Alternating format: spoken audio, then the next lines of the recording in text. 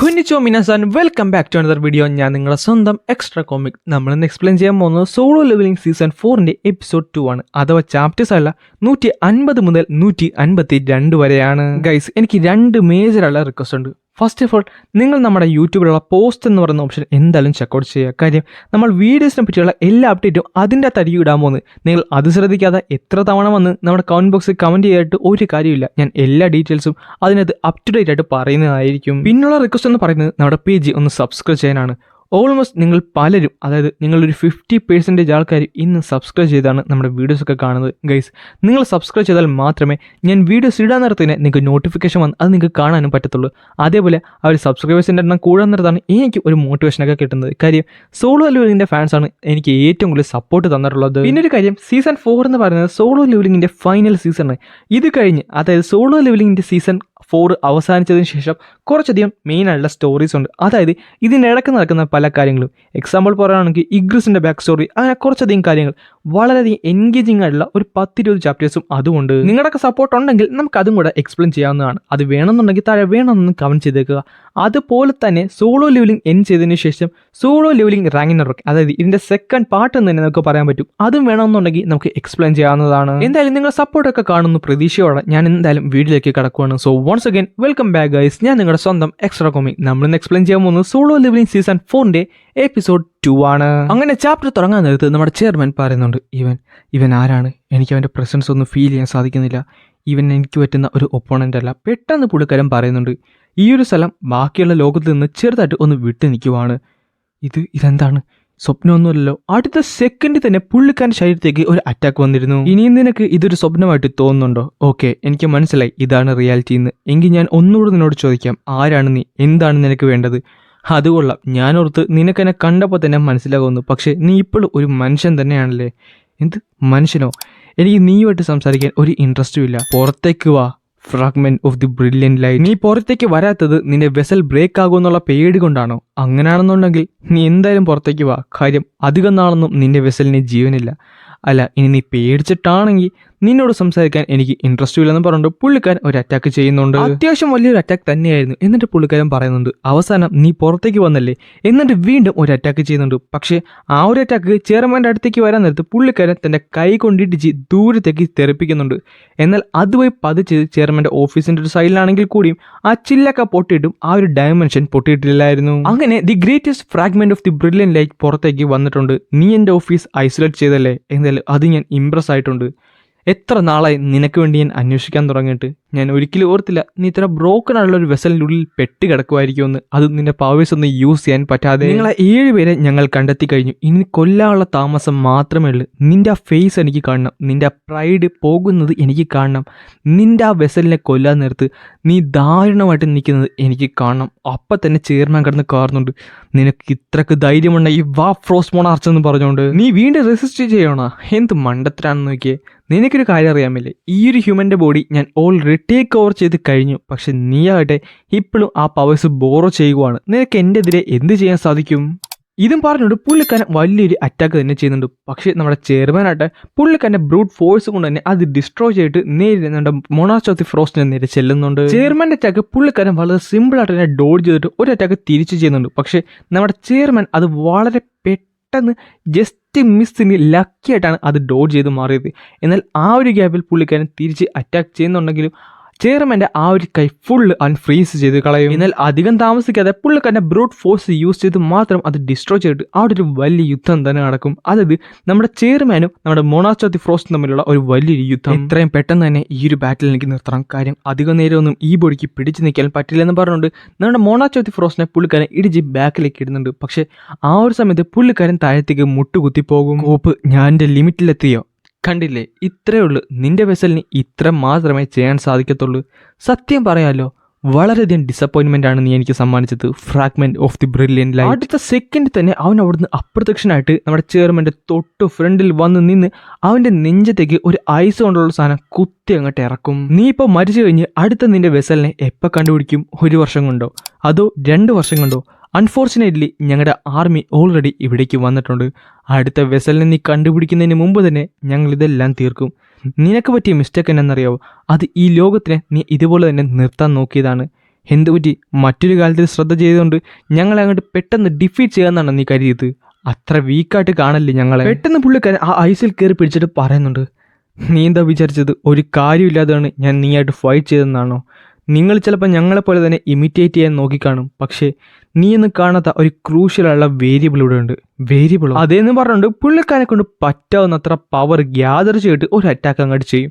പക്ഷേ നമ്മുടെ മൊണാർച്ച് of the frost അത് ഡോഡ്ജ് ചെയ്യുന്നുണ്ടെങ്കിലും ചെയർമാൻ്റെ ഭിത്തിയിലായിരുന്നു അത് പോയി ഇടിക്കുന്നത്. എന്തേ, ഇതായിരുന്നു നിന്റെ അവസാനത്തെ കാർഡ്? അതേന്ന് നമ്മുടെ ചെയർമാൻ പറയുകയും ചെയ്യും. ഈ ഒരു സമയത്ത് അവിടെ ഉണ്ടായിരുന്ന ആ ഒരു ബാരിയർ ഉണ്ടല്ലോ അത് പൊട്ടുന്നുണ്ട്. അപ്പോൾ നമ്മുടെ മൊണാർച്ച് ഓഫ് ദി ഫ്രോസ്റ്റ് ചോദിക്കുന്നുണ്ട്, ഈ ഒരു ചെറിയ ഡിഫറൻസിന് വേണ്ടിയാണോ നീ ഇത്രയധികം കഷ്ടപ്പെട്ടത്?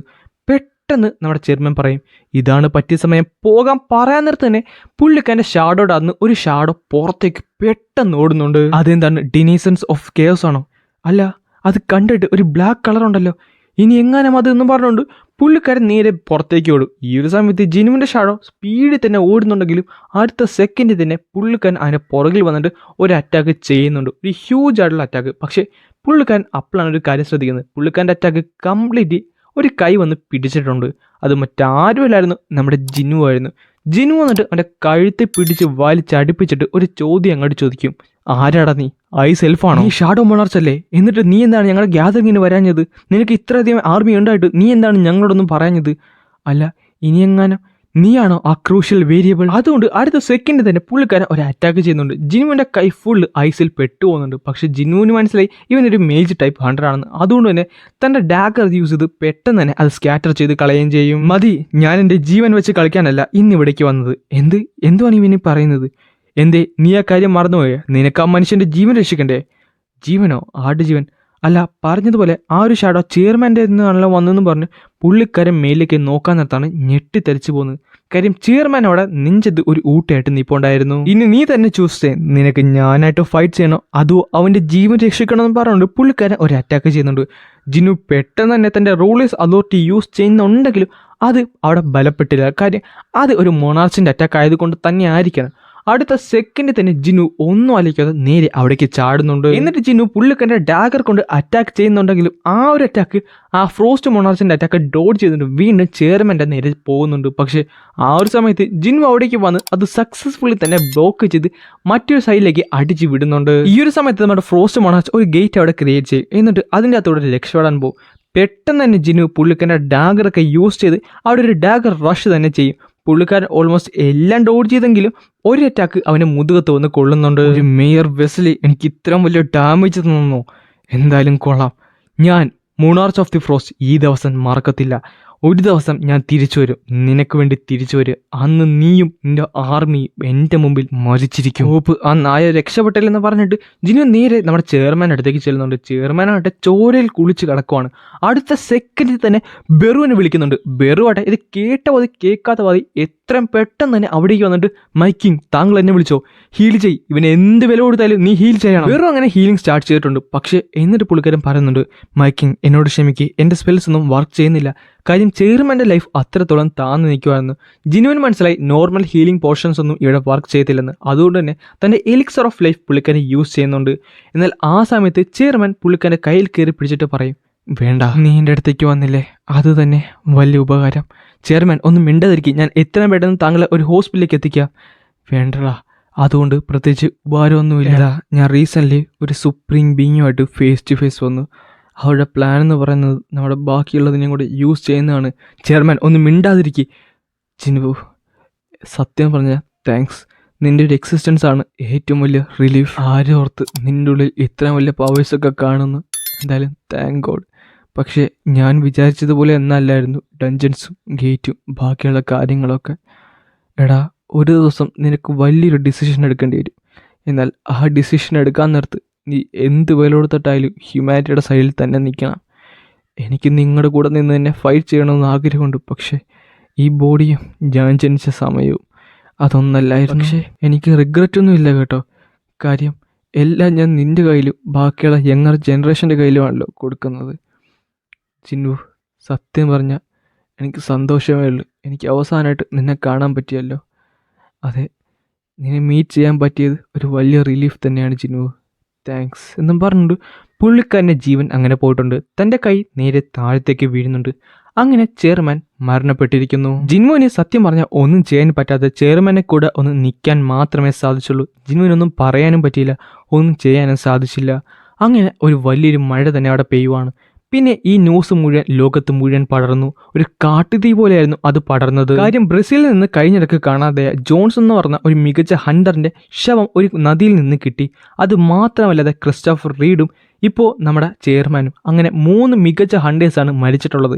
ഈ ഒരു ന്യൂസ് മുഴുവൻ തന്നെ ലോകത്തിനെ ഞെട്ടിക്കുന്നുണ്ട്. നമ്മളെ പോലുള്ള സിവിലിയൻസിനെ രക്ഷിക്കാൻ ഇത്ര നാൾ ഹണ്ടേഴ്സ് ആയിരുന്നു ഉണ്ടായിരുന്നത്. ഇനി ആ ഹണ്ടേഴ്സിനെ രക്ഷിക്കാൻ ആരുണ്ട്? കാര്യം അവരുടെ ജീവന് ഇപ്പോൾ ആപത്തിലാണ്. പിന്നെ കാണിക്കുന്നത് ചെയർമാൻ്റെ ആ ഫ്യൂണറലാണ്. നമ്മുടെ ജിൻവു അവിടെ ഉണ്ടായിരുന്നു. പുള്ളിക്കാരൻ ചോദിക്കുന്നുണ്ട്, വു നീ ഓക്കെ അല്ലേ? എന്നോട് ക്ഷമിക്കൂ മിസ്റ്റർ സാങ്, ഞാൻ റീസെൻ്റ്ലി കുറച്ച് ബിസി ആയി പോയല്ലേ. സത്യം പറഞ്ഞാൽ നീ അവിടെ ഉണ്ടായിരുന്നെങ്കിലും ഒന്നും തന്നെ. ചെയർമാനെ കന്ന ആ ഒരു ബിസി വളരെയധികം പവർഫുൾ ആയിരുന്നു. എനിക്കറിയാം, എനിക്ക് നന്നായിട്ട് തന്നെ അറിയാം. പക്ഷേ ഞാൻ അവിടേക്ക് വന്നപ്പോൾ ശരിക്കും താമസിച്ചു പോയി. എനിക്കിപ്പോഴും വിശ്വസിക്കാൻ സാധിക്കുന്നില്ല. ഇന്നലെയാണ് അദ്ദേഹം എന്നോട് പറഞ്ഞത് എല്ലാ കാര്യങ്ങളും, സ്റ്റേറ്റ്സിൽ പോയ കാര്യങ്ങളും ട്രിപ്പിൽ പോയ കാര്യങ്ങളും എല്ലാം പുള്ളിയോട് പറയണമെന്ന്. പക്ഷെ പറയാൻ ഒരുങ്ങുന്നതിന് മുമ്പ് തന്നെ പുള്ളീനെ തിരിച്ച് വീട്ടിലേക്ക് വിടുമായിരുന്നു നിർബന്ധിച്ച്. അതുകൊണ്ട് തന്നെ പുള്ളിയുടെ അവസാന നിമിഷങ്ങളിൽ എനിക്ക് അദ്ദേഹത്തിൻ്റെ കൂടെ നിൽക്കാൻ സാധിച്ചില്ല. താങ്ക്സ് ജിൻവു, നീയെങ്കിലും ഉണ്ടായിരുന്നല്ലോ അദ്ദേഹത്തിൻ്റെ അവസാന നിമിഷത്തിൽ. വേണ്ട, ഞാൻ ആ നായനെ കൊന്നിരിക്കും. അത് ഞാൻ എൻ്റെ ജീവൻ വെച്ച് തരുന്ന ഒരു വാക്കാണ്. ചെയർമാനെ കൊന്ന ആ നായനെ ഞാൻ ഉറപ്പായിട്ടും കൊന്നിരിക്കും. അത് കഴിഞ്ഞ് മാത്രം നീ എനിക്ക് താങ്ക്സ് പറഞ്ഞാൽ മതി. വോ, താങ്കൾക്കൊരു സഹായം ചെയ്യാൻ സാധിക്കുമോ? എത്രയും പെട്ടെന്ന് എല്ലാ റിപ്പോർട്ടേഴ്സിനെ ഒന്ന് ഗ്യാദർ ചെയ്യാൻ സാധിക്കും. പിന്നെ കാണിക്കുന്നത് ആ ഒരു മീറ്റിംഗ് ആണ്. ഓൾമോസ്റ്റ് കുറേ റിപ്പോർട്ടേഴ്സ് അവിടെ ഉണ്ടായിരുന്നു. ജിൻവു അവിടെ നിൽപ്പുണ്ടായിരുന്നു. എന്നിട്ട് പുള്ളിക്കാരൻ പറയുന്നുണ്ട്, ഹൈ ലെവൽ ഇൻ്റലിജൻസ് ഉള്ള കുറച്ചധികം ബീസ്റ്റാണ് ഇപ്പോൾ ടോപ്പ് ടയറായുള്ള ഹണ്ടേഴ്സിൻ്റെ പുറകെ പോകുന്നത്. അവർ നമ്മൾ ഉദ്ദേശിക്കുന്ന പോലെയല്ല, വളരെയധികം സ്ട്രോങ്ങർ ആണ്. അല്ല, താങ്കൾ പറയുന്നത് ഈ ഇൻ്റലിജൻസ് ഉള്ള മാജിക്കൽ ബീസ്റ്റ് ഒറ്റക്കല്ല വർക്ക് ചെയ്യുന്നതെന്നാണോ? അതെ, അവർ ഒറ്റക്കല്ല. അവർ അവരുടെ ടാർഗറ്റിനെ കണ്ടുപിടിച്ച് അവരെ ഐസൊലേറ്റ് ചെയ്തിട്ട് മാത്രമാണ് അറ്റാക്ക് ചെയ്യുന്നത്. വളരെ പ്ലാൻഡ് ആയിട്ടുള്ള ഒരു മർഡർ. നിങ്ങൾ ആരെങ്കിലും ഒരു പൊട്ടൻഷ്യൽ ടാർഗറ്റ് ആണെന്ന് നിങ്ങൾ വിചാരിക്കുന്നുണ്ടെങ്കിൽ നിങ്ങൾ പറ്റുന്നത്ര ആളുകളുടെ കൂടെ മാത്രം നിൽക്കുക, പ്രൊട്ടക്ട് ചെയ്യുന്നവരുടെ കൂടെ മാത്രം നിൽക്കുക. അവർ നമ്മൾ ഉദ്ദേശിച്ച ആളെയല്ല, അവൾ വളരെയധികം സ്ട്രോങ്ങറാണ്. എന്തായാലും ഒരു കാര്യം ഞാൻ പറയാം, ഇനി അത്രയും കൊളീഗ്സ് ഇല്ലാത്ത ആരെങ്കിലും ആണെങ്കിൽ നിങ്ങളെ പ്രൊട്ടക്ട് ചെയ്യാൻ ആരുമില്ലെന്ന് നിങ്ങൾക്ക് തോന്നിക്കഴിഞ്ഞാൽ എത്രയും പെട്ടെന്ന് തന്നെ ഹണ്ടർ അസോസിയേഷനുമായിട്ട് കോൺടാക്ട് ചെയ്തോ, ഞാനുണ്ട്. അങ്ങനെ മൊണാർച്ചുമായിട്ടുള്ള ബാറ്റിൽ തുടങ്ങിയിട്ടുണ്ട്. പിന്നെ കാണിക്കുന്ന ഒരു ഗുഹയാണ്. അതിനകത്ത് കുറച്ചധികം ആൾക്കാരുണ്ടായിരുന്നു. കൃത്യമായി പറഞ്ഞാൽ ഒരു 5 പേർ. മൊണാർച്ച് ഓഫ് ദി ഷാഡോസ് എർത്തിലുണ്ട്. നീ പറഞ്ഞത് അതൊരു വെസലാണെന്നല്ലേ? അതുകൊണ്ടല്ല ഡ്രാഗൺ കിങ്ങിലും എർത്തിലേക്ക് വരാൻ സാധിക്കാത്തത്. പക്ഷേ ഞാൻ എൻ്റെ കണ്ണുകൾ കൊണ്ട് കണ്ടതാണ്. അവൻ തന്നെയാണ് അവിടെ ഉണ്ടായിരുന്നത്. അത് മാത്രമല്ല, അവനിപ്പോൾ ഫ്രാഗ്മെന്റ് ഓഫ് ദി ബ്രില്യൻ ലൈറ്റിനെക്കാളും വലിയൊരു ത്രെറ്റ് തന്നെയാണ്. ഞാൻ അവനെ കൊല്ലാൻ ആഗ്രഹിക്കുന്നുണ്ട്. നിങ്ങൾക്ക് ആർക്കെങ്കിലും എന്നെ ഹെൽപ്പ് ചെയ്യാൻ സാധിക്കുമോ? ഞാനൊരു കാര്യം പറയും, അവനുമായിട്ട് ഫൈറ്റ് ചെയ്യുന്നത് മരണത്തിനെ വിളിച്ചു വരുത്തുന്ന പോലെയാണ്. നിനക്ക് ഓർമ്മയുണ്ടല്ലോ മറ്റേ മൊണാർച്ചിനെ അവൻ എന്തുവാണ് ചെയ്തതെന്ന്? അത് മാത്രമല്ല, അവനാണ് നമ്മുടെ കൂട്ടത്തിൽ തന്നെ ഏറ്റവും സ്ട്രോങ്ങസ്റ്റ് ആയുള്ള മൊണാർച്ചും. ശരിയായിരിക്കാം, പക്ഷെ നമ്മളും മൊണാർച്ചാണ്. എത്രയെന്നും വെച്ചാണ് ഡ്രാഗൺ കിങ്ങിനോട് മാത്രം ഇങ്ങനെ സഹായം അഭ്യർത്ഥിച്ചുകൊണ്ടിരിക്കുന്നത്. ഞാൻ എന്തായാലും അവനെ കൊല്ലാൻ തീരുമാനിച്ചു. അവൻ ഇപ്പോഴും ഒരു മനുഷ്യനാണ്. അതുകൊണ്ട് ഇതാണ് പറ്റിയ സമയം. നിങ്ങൾ എന്താണെന്ന് വെച്ചാൽ ചെയ്തോ. എന്തായാലും ഞാൻ ഈ കൂട്ടത്തിലില്ല, അതേപോലെ ഞാനും ഇല്ല. നിങ്ങൾക്ക് ഓർമ്മയുണ്ടല്ലോ മൊണാർച്ച് ഓഫ് ദി വൈറ്റ് ഫ്ലെയിംസിന് എന്താണ് സംഭവിച്ചെന്ന്? കവേഡോ, നിനക്കെന്താ ബുദ്ധിയില്ലേ? എനിക്കെന്തായാലും അവൻ്റെ അടിമയാകാൻ ഒരാഗ്രഹവുമില്ല. നിനക്കൊന്നും ഓർമ്മയില്ലേ മൊണാർച്ച് ഓഫ് ദി ഫ്ലെയിംസ് അവൻ്റെ എറ്റേണൽ സ്ലംബറിൽ കുടുങ്ങിക്കിടക്കണത്? അതെന്നാന്ന് നിനക്ക് ഇതുവരെ മനസ്സിലായില്ലേ? നമുക്കാർക്കും ആസ്ട്രൽ ബോഡീസ് ഇല്ല, പക്ഷേ അവൻ്റെ കൂടെ ആർക്കിടെക്ചർ ഉണ്ട്. നീ അത് മറക്കണ്ട. ആർക്കിടെക്ചറായിട്ട് ക്രിയേറ്റ് ചെയ്തുകൊണ്ട് തന്നെ അവന് നമ്മളെ ഈസി ആയിട്ട് റീപ്ലേസ് ചെയ്യാൻ സാധിക്കും. ഞാൻ എന്തായാലും അവൻ്റെ ഒരു കാര്യമാകാൻ ആഗ്രഹിക്കുന്നില്ലെന്ന് പറഞ്ഞിട്ട് പുള്ളിക്കാരനും നേരത്തെ വിസമ്മതിച്ച മറ്റൊരു മൊണാർച്ചും അവിടെ നിന്ന് പോകുന്നുണ്ട്. പിന്നുള്ള ബാക്കി 3 മൊണാർച്ച് അവിടെ നിൽക്കും. നിനക്ക് ഉറപ്പല്ലേ അവനൊരു ഹ്യൂമൻ ആണെന്ന്? അതെ, എനിക്ക് ഉറപ്പാണ്. കാര്യം ഈ ഡാഗർ കൊണ്ട് അവനെ അറ്റാക്ക് ചെയ്തപ്പോൾ ഇതിനകത്ത് അവൻ പോയിസൺ യൂസ് ചെയ്തിരുന്നു. അതെന്തായാലും ഒരു ഷാഡോ മൊണാർച്ച് യൂസ് ചെയ്യാൻ പോകുന്നില്ല. പോയിസണോ?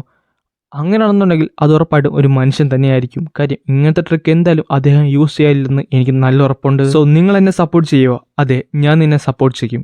ഞാനും ഉണ്ട്. നമുക്ക് ആ നായനെ അങ്ങ് കൊന്നേക്കാം. പിന്നെ കാണിക്കുന്നത് ആ സിറ്റിയാണ്. അവിടെയായിട്ട് നമ്മുടെ ജിന്നു ഒന്നിപ്പോണ്ടായിരുന്നു. പുള്ളിക്കാരനായിട്ട് ഭയങ്കര ഡൗട്ടാണ്. അതായത് പുള്ളിക്കാരന് ആരുടെ മാൻ ഡിക്റ്റേറ്റ് ചെയ്യാൻ സാധിക്കുന്നില്ല, എക്സ്പെഷ്യലി നമ്മുടെ മൊണാർച്ചിൻ്റെത്. ജിൻമുവിൻ്റെ കറന്റ് ലെവൽ എന്ന് പറയുന്നത് 133. അത് മാത്രമല്ല, പുള്ളിക്കാരന് മൊണാർച്ച് ഓഫ് ദി ഷാഡോ എന്ന് പറയുന്ന ജോബ് ടൈറ്റിലും ഡീമൺ ഹണ്ടർ എന്ന് പറയുന്ന ടൈറ്റിലും കിട്ടിയിട്ടുണ്ട്. അത് മാത്രമല്ല, MP ഏകദേശം 1,00,000 ഉണ്ട്. HP ഏകദേശം 78,000 ഉണ്ട്. എന്നാലും പുള്ളിക്കാരൻ ഫുൾ കോൺഫിഡൻസിൽ തന്നെയാണ് ഇരിക്കുന്നത്. കാര്യം പുള്ളിക്കാരൻ ഒരു ഹണ്ടറാണ്. പുള്ളിക്കാരൻ എന്ത് വിലയെടുത്തും ഒരു പ്രേനെ ഹണ്ട് ചെയ്യുന്നുള്ള ധൈര്യം പുള്ളിക്കാരനുണ്ടായിരുന്നു. പിന്നെ കാണിക്കുന്നത് നമ്മുടെ ചെയർമാൻ്റെ ഓഫീസാണ്. സോ അടുത്തൊരു ചെയർമാനെ തിരഞ്ഞെടുക്കാനുള്ള ടൈം ആയിട്ടുണ്ട്. പല ആൾക്കാരും പല എസ് റാങ്ക് ഹണ്ടേഴ്സിൻ്റെ കാര്യങ്ങൾ ഇവിടെ പറയുന്നുണ്ട്. കാര്യം മേജറുള്ള പല എസ് റാങ്ക് ഹണ്ടേഴ്സിനെ ഇവിടേക്ക് കൊണ്ടുവന്ന് അവർ ചെയർമാനാക്കാനുള്ള പ്ലാനിലാണ് പലരും നിൽക്കുന്നത്. ഒരു ചെയർമാനാകാൻ എസ് റാങ്ക് ഹണ്ടർ ആകണമെന്ന് ഒരു നിർബന്ധമില്ല. നല്ല രീതി ഇൻഫ്ലുവൻസ് ഉള്ള നല്ല രീതി കാര്യങ്ങൾ നോക്കി നടത്താൻ പറ്റുന്ന ഒരാൾ മതി. അങ്ങനെ ആരെങ്കിലും ഉണ്ടോ? എൻ്റെ അറിവിൽ ഒരാളുണ്ട്. ഞാൻ അതുകൊണ്ട് വുവിനെയാണ് ഇവിടേക്ക് തിരഞ്ഞെടുക്കുന്നത്. വു ആണ് ഏറ്റവും നല്ല പുതിയതായിട്ട് ചെയർമാൻ ആകാനുള്ള ഏറ്റവും നല്ല യോഗ്യതയുള്ള ഒരാൾ. എന്ത്, ഞാനോ? അതെ, നീ തന്നെ. നീ ചെയർമാൻ്റെ റൈറ്റ് ഹാൻഡ് മാൻ ആയിരുന്നു. അതുകൊണ്ട് തന്നെ പുള്ളിക്കാരൻ്റെ പല സ്കിൽസും നിനക്ക് കിട്ടിയിട്ടുണ്ടെന്ന് നല്ല ഉറപ്പുണ്ട്. അതുമാത്രമല്ല നിനക്ക് എല്ലാ ഹണ്ടേഴ്സിനും കോർഡിനേറ്റ് ചെയ്യാൻ നല്ലൊരു ലീഡർഷിപ്പ് ക്വാളിറ്റിയും ഉണ്ട്. നിങ്ങൾ പറയുന്നതൊക്കെ എനിക്ക് മനസ്സിലാകുന്നുണ്ട്. പക്ഷേ ഞാനൊരു നല്ല കാൻഡിഡേറ്റ് ആണെന്ന് എനിക്ക് തോന്നുന്നില്ല. ഈ ലോകത്ത് എന്നെക്കാട്ട് ഹയർ ഉള്ള പലരുമാണ് ഈ ഒരു ചെയർമാൻ പൊസിഷനിൽ ഇരിക്കുന്നത്. അതുമല്ല ഞാൻ ടു യങ് ആണ്. അതിനെന്താണ്, അവിടെ വൈസ് ചെയർമാൻ ഉണ്ടല്ലോ. നിനക്ക് എന്തെങ്കിലും തരത്തിലുള്ള പ്രശ്നം ഉണ്ടെങ്കിൽ നിന്റെ വൈസ് ചെയർമാൻ നിന്നെ സഹായിക്കും. അത് മാത്രമല്ല ഞങ്ങളെല്ലാവരും ഉണ്ടല്ലോ, ഞങ്ങളെല്ലാവരും നിന്നെയാണ് തിരഞ്ഞെടുക്കാൻ തീരുമാനിക്കുന്നത്. കാര്യം ആ സീറ്റിലിരിക്കാൻ നീയാണ് ഏറ്റവും യോഗ്യതയുള്ളത്. ഇനി ഒന്നും തന്നെ തിരിച്ചു പറയാൻ പറ്റുന്നില്ലായിരുന്നു. പിന്നെ കാണിക്കുന്നത് നമ്മുടെ സ്കാവൻഡർ ഗിൽഡാണ്. അവിടെ നമ്മുടെ തോമസും പുള്ളിക്കാരൻ്റെ സെക്രട്ടറിയും കൂടെ ബേസ്മെന്റിലേക്ക് വന്നിട്ടുണ്ട്. തോമസ് പറയുന്നുണ്ട്, നമ്മൾ കുറച്ചധികം നാളായില്ലേ ഇവിടേക്ക് വന്നിട്ട്. തോമസ് അങ്ങനെ അതിൻ്റെ അകത്തേക്ക് കയറിയിട്ടുണ്ട്. അപ്പോൾ അവൾ ചോദിക്കുന്നുണ്ട്, താങ്കൾക്ക് ഉറപ്പാണോ ഈ ഗിഫ്റ്റ് തന്നെ അവന് കൊടുക്കണമെന്ന്? അല്ലാതെ പിന്നെ അവൻ എത്ര പേരുടെ ജീവനാണ് രക്ഷിച്ചത്, അതുകൊണ്ട് ഇത് അവനുള്ളതല്ലേ? അല്ല എന്നാലും എന്താടി നിനക്ക് ഇപ്പോഴും വിശ്വാസമില്ലേ അവൻ ക്വാളിഫൈഡ് ആണെന്ന്? സത്യം പറഞ്ഞാൽ അവളുടെ പ്രശ്നം അത് തന്നെയായിരുന്നു. അവൾക്ക് അത്ര വിശ്വാസമില്ല ജിന്നു ഇതിന് ക്വാളിഫൈഡ് ആണെന്ന്. പിന്നെ കാണിക്കുന്നത് അത് തുറക്കാൻ നിർത്തി എന്തോന്ന് മുകളിലേക്ക് വരുന്നതാണ്. അപ്പോൾ തോമസ് പറയുന്നുണ്ട്, എത്ര തവണ കണ്ടാൽ ഇതിൻ്റെ ഒരു മഹത്വം ഒരിക്കലും എന്നെ വിട്ടു പോകത്തില്ലല്ലേ? അതെങ്ങനെ പോകാനാ? ആകെപ്പാട് ഇത് ലോകത്ത് ഒരാളുടെ കയ്യിൽ മാത്രമേ ഉള്ളൂ, അത് നിന്റെ കയ്യിലാണ്. എന്നിട്ട് നീ ഇത് കൊടുക്കാനാണ് തീരുമാനിച്ചത്. പിന്നല്ലാതെ ഇത് അവന് പറ്റിയൊരു ഐറ്റമാണ്. ഇത്ര നല്ലൊരു വെപ്പൺ ഇവിടെ നിന്ന് നശിച്ചു പോകുന്നതിനെക്കാട്ടും നല്ലതല്ലേ ഇത് അവന് യൂസ് ചെയ്യുന്നത്? എന്നിട്ട് 2 ഡാഗറാണ് കാണിക്കുന്നത്. ആ ഡാഗർ അവിടെ ഇരിക്കാൻ നേരത്ത് തന്നെ ഒരു ഓറ അതിന് ചുറ്റിനുമുണ്ട്. കാര്യം അത്രയും പവർഫുൾ ആയ ഒരു ഡാഗറാണ് ഇത്. അങ്ങനെയാണ് ചാപ്റ്റർ 152 ഇവിടെ അവസാനിക്കുന്നത്.